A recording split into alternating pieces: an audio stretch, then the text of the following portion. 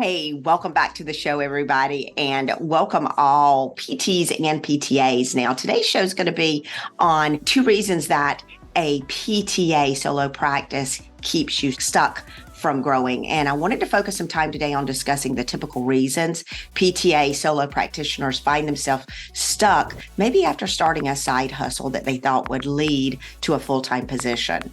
Now, the desire to go at it alone, guys, as a PTA into becoming a solo practice owner is commendable.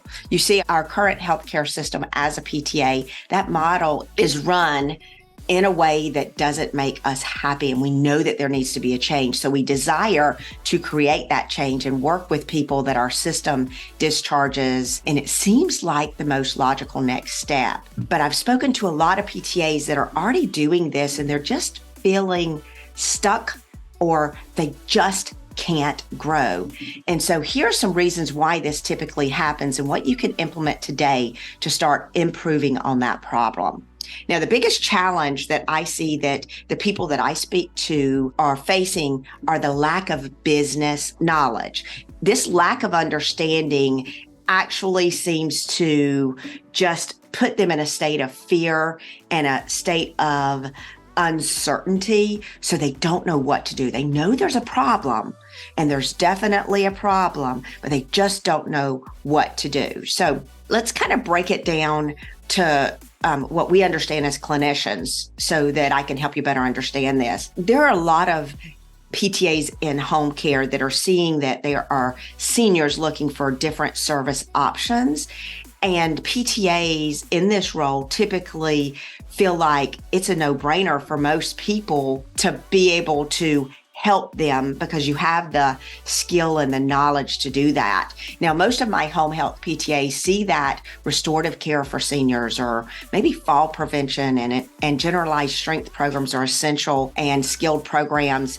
And those programs are hard to find for the consumer. So it just seems like, okay, this is a great niche. Now, if you're a PTA and you're looking to design a program for this population, here are some areas that you can look at to get started and move forward as a solo practitioner. Now, business knowledge is not taught to us in school, and it is an essential part of solo practice entrepreneurship. And guys, you are a solo practitioner, but you still are a business owner. And those are 2 different roles that you need to understand. And right now you're really, really, really good at your clinical application, but the business knowledge is an area that you suffer with. So the number one thing that you need to look at right now, if you have already started and are a solo practitioner and you're working with clients, and if you're maybe just thinking this is where you want to go and you're looking into it, number one thing that you need to do is protect yourself.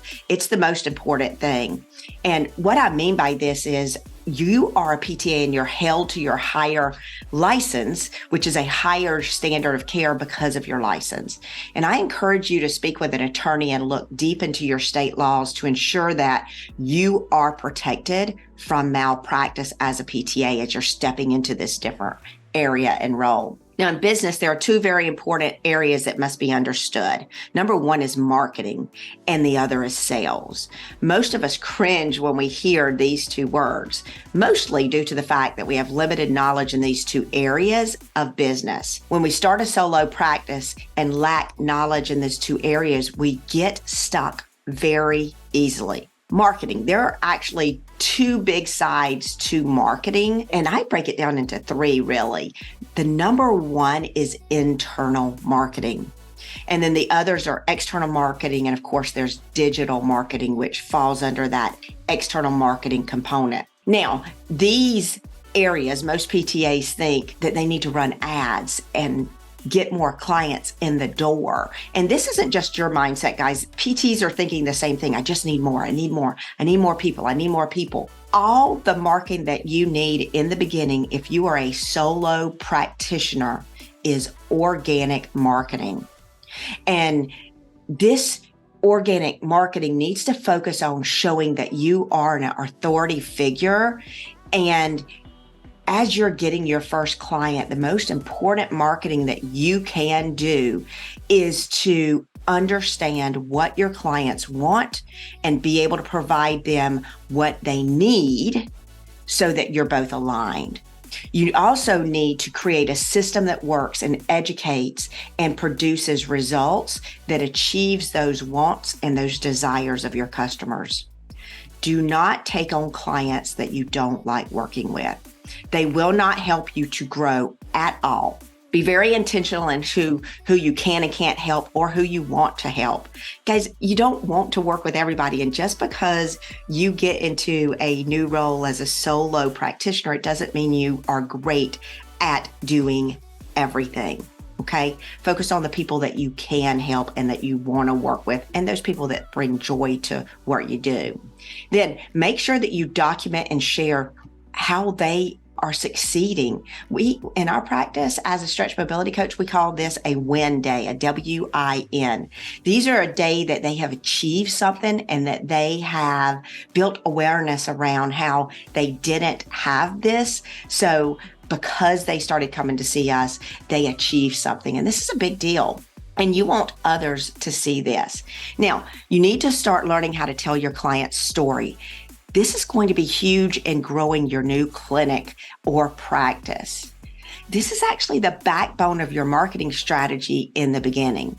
You don't need new things like paid ad. Most new businesses don't need ads at all because they need to learn to share their client story and their client successes. And by spotlighting why they came to see you, what they could not do before seeing you, and where they are after seeing you, guys, that's all a person needs in the beginning to see that, hey, this person over here really helped Sarah, and Sarah was hurting so bad, and I got to go see them. So now I've worked with PTA owners and none of them have needed to have ads to grow. Most of the problems that they have in the beginning is that they don't know how to retain customers. When you can't retain your clients, you're going to need to spend more time on lead generation in order to grow. And this area is very costly if you are a new business owner. Now, the formula that we use for our stretch mobility coaches and all new solo practitioners and how we teach it is they need 3 new leads a week. And when I say leads, I mean leads that meet the criteria that you know you can help. And then they need to retain these 3 new customers by getting these 3 new customers once they're through their beginning program through a successful maintenance program. And the new owner, if they follow this to the end of their first year, they're going to have a full schedule with no place to be able to put new clients. So that's just 3 new clients each week, converting to a maintenance program that is monthly, that you auto charge monthly. And guys, this is 2 separate things, okay? This is a business aspect. You need to have a proven formula that takes a person where they are, what their problem is, gives them results, and then transitions them into a maintenance program. And I know I'm saying that on the business side, that is what works, but there's a lot of complexities that go into developing that. But this is how you retain clients. Now, I'm not at all against paid advertising. In fact, I actually use paid advertising, but not on my stretch mobility coach side. I use it on my red light therapy side to bring in a different customer, and those clients actually transition into my stretch mobility coach side. But in the beginning, paid advertising for new business owners and new practitioners will cause you to not address or build out a program that is successful. This is going to lead to retention problems within your business, and it's going to cause you to spend extra money that could have been avoided. You really, really, really need to have a good program that's dialed in with your branding, your messaging, how to generate a lead, new lead conversion. You need to have your sales process dialed in, and you need to have systems before you bring in new leads into a system that is not effective. Guys, if you can't handle the business organically and you are losing clients, you're seeing them maybe 5 to 8 sessions, you're not strong enough to be putting fuel onto a fire by adding more leads. I don't know about you, but I want people that I can help to keep them moving for the rest of their lives. And our philosophy at the Stretch Mobility Coach is to keep them away from surgery and help keep their musculoskeletal system as healthy as we know it can be. I want them to get better, and I want to keep them better. When I do this, there'll be less marketing for me to do. So when you do this and you create a program, that is no different. And so when you do this, it's going to be so great. You're going to actually be able to fill your schedule. Your clients will bring their friends, they're going to send their family, and they're going to actually do the marketing for you.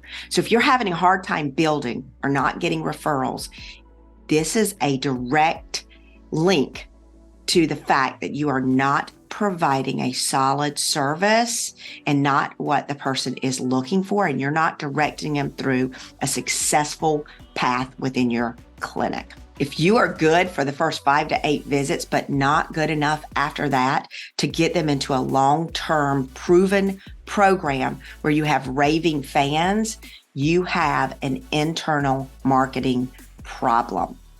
You need to focus on breaking down where this problem is and focus on a value-driven service and find ways to engage your client more long-term.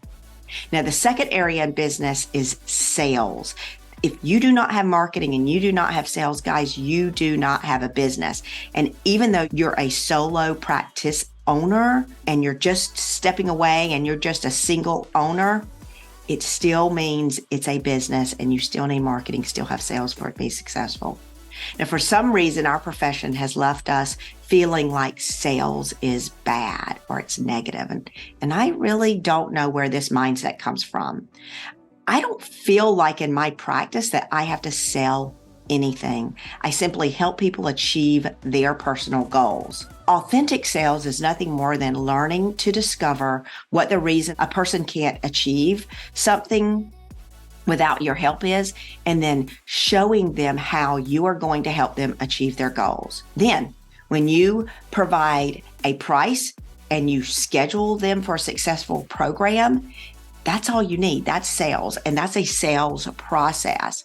Most PTAs that I mentor are scared to ask for money from their clients, and they charge very low rates. And I've been there, guys, for sure. Most of us just want to be able to help our clients because we don't have the business knowledge that we desire to help people, and we want to be able to help them in the cheapest way.